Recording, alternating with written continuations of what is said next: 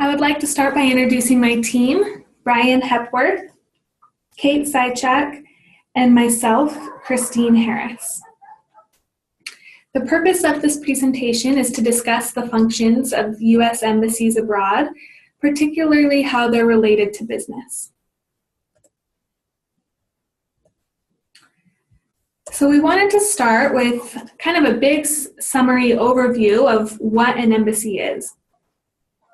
A U.S. embassy is the center for American affairs within the borders of another country, and it acts as the public face for the United States and represents American interests in the country it's located in.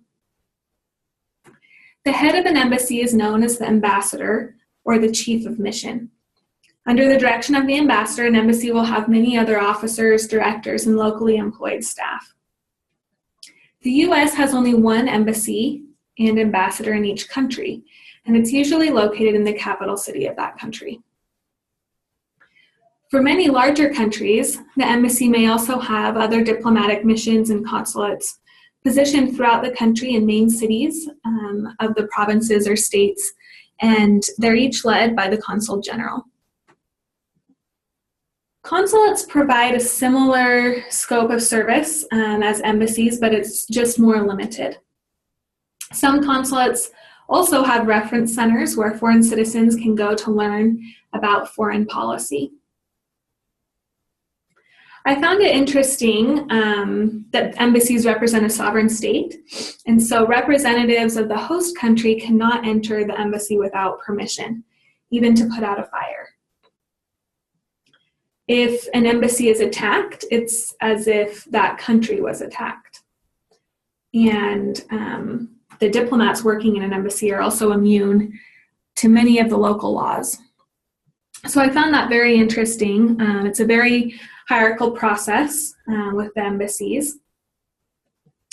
But we wanted to give a history about how embassies came to be and how the U.S. Embassy in particular was started. And thinking back on U.S. history, it'll make sense that it's about the time of 1776 when we had our first diplomatic mission, and that was to France. And Benjamin Franklin is considered to be the first United States diplomat. He went to France to negotiate a treaty and seek support from France in the war we had against Great Britain. Some other notable ambassadors on that same diplomatic mission are John Adams, Thomas Jefferson, and James Madison. Since that time, as the U.S. has continued to grow and develop, so have U.S. embassies. And our diplomatic missions have continued to increase over the years, and now there are 288 throughout the world. So the scope and services of a U.S. embassy. They provide a wide range of services to aid American citizens traveling abroad.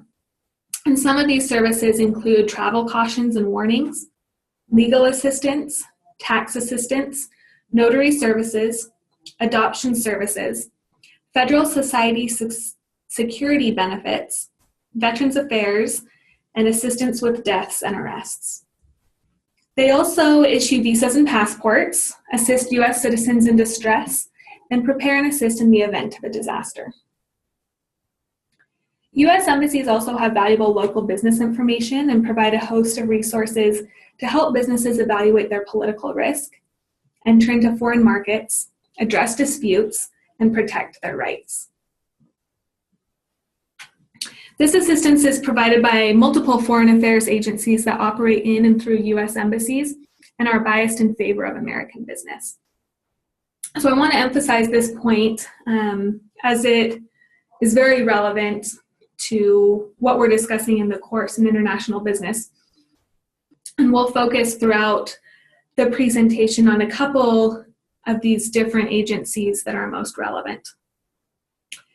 More than 27 U.S. governmental agencies work overseas and aid businesses conducting foreign business.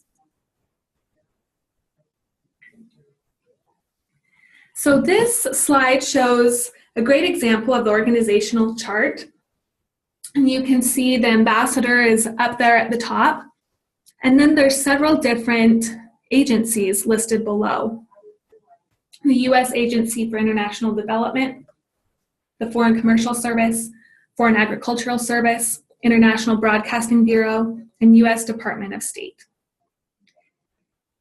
Today, we want to focus on those that are highlighted in bold and underlined. You'll notice the Department of State has several different divisions under it. So the Department of State is one of the most important agencies, and I encourage you to read some of the details under these different divisions, and I'll give you a good idea of what each of those represents and what they do and how they function.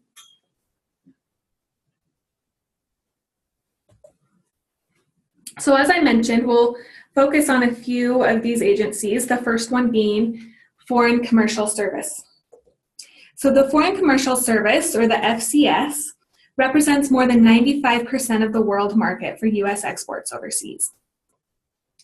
Each embassy or consulate has commercial officers that can help U.S. businesses understand local trade laws and business practices, government procurement procedures, and assist with disputes arising from trade or investment in the foreign market. The FCS helps U.S. companies enter international marketplaces by finding them good trade partners, organizing trade missions, and by providing access to important market information. It helps businesses with exporting and provides expert analysis on local, political, economic, and financial developments.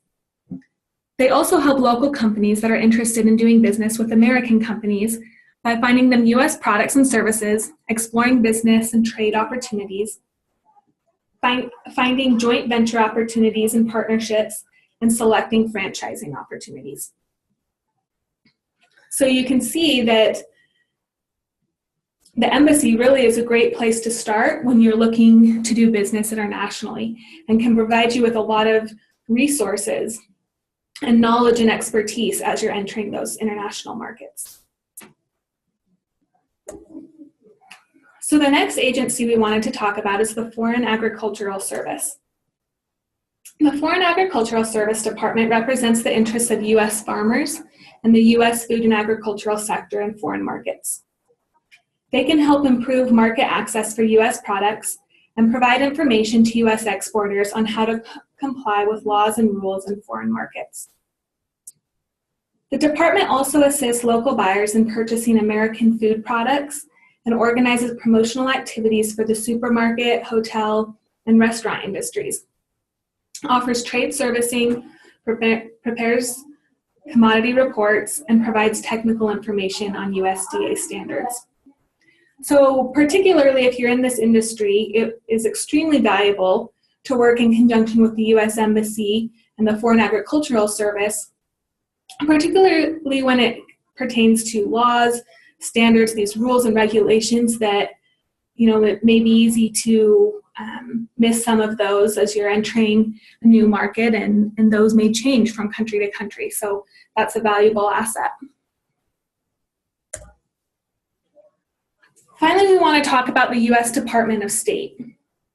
And as I mentioned earlier, this is one of the largest and most important agencies and has many divisions. Those include management, political, public diplomacy, economic, diplomatic security, and consular sections. And again, you can refer to slide 5 of this presentation and look at a listing of details for each of those divisions within the Department of State. So each section has distinct purposes and provides American citizens and businesses with a variety of different services and expertise. For example, in coordination with the Commercial and Agricultural Service Departments operating within the U.S. Embassy, the Economic, Consular, and Public Diplomacy sections help promote free trade, create a fair and level playing field for American companies, help with American exports, and promote innovation through technology and entrepreneurship.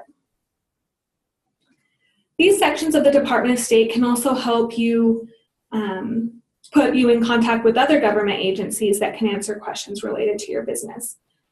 These include the Office of Commercial and Business Affairs, the Department of Labor, the Patent and Trade Office, the Department of Energy, the Department of Transportation, the United States Trade Representative, and Federal Communications Commission, and the International Trade Commission.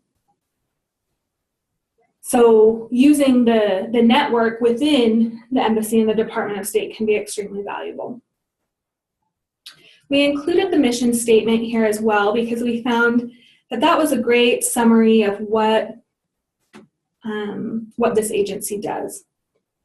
And their mission is to advance freedom for the benefit of the American people and the international community by helping to build and sustain a more democratic, secure, and prosperous world composed of well-governed states that respond to the needs of their people, reduce widespread poverty, and act responsibly within the international system.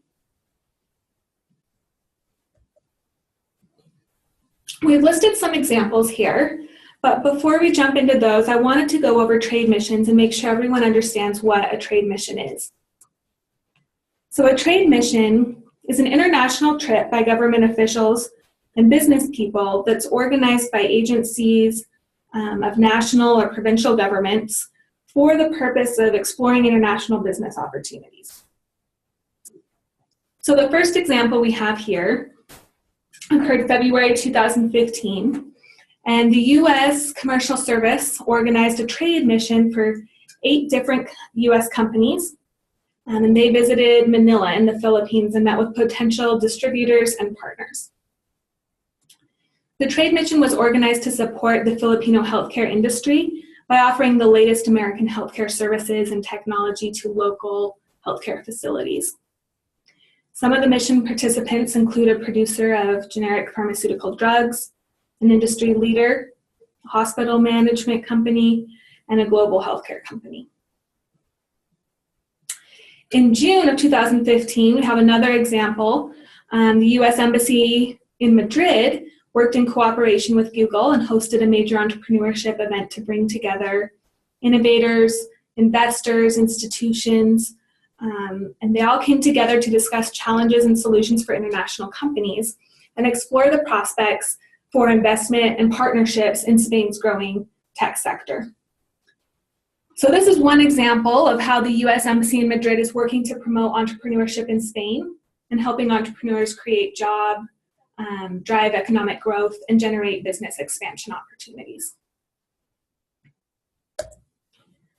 So hopefully at this point in the presentation, you have an idea of why it is important to utilize the embassy, but we've summarized some points here.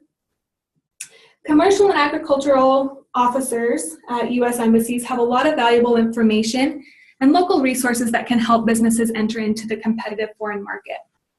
They can counsel U.S. companies not only on market opportunities, but also on regulations, laws, and methods of doing business in a foreign country. Organizations that do not contact an embassy prior to entering a foreign market may miss out on valuable information and resources that can help a business get started and avoid risk. Embassies can put people in contact with several different departments within the embassy to help them obtain specific information they may need before entering the foreign market. Additionally, when assessing political risk in a foreign country, the embassy is a vital source of information. If a company is looking to expand into a foreign market or send employees to work or live in a foreign country, the lack of understanding of political risk associated can be determined to individual employees and the company. So this gives a good summary of why it's so important, what the benefits are, what could happen, what you could miss out on if you don't utilize the resources at the embassy. Lastly, we provided some resources for you. These are different links, and I encourage you to check these out as well as any others that you may find. I've got them pulled up now. This is the first one, the homepage of the U.S. Embassy. You can see up here at the top there's tabs. You can select areas and look at all of the embassies, consulates, and diplomatic missions there in that region. This second link here is for the U.S. Embassy in Manila, and it lists all the services. Here's the example we provided, news and information, and additional information on doing business there. So I want to thank you so much for your time and encourage you to check out some of these sites and familiarize yourself even more with the U.S. Embassy. Thank you.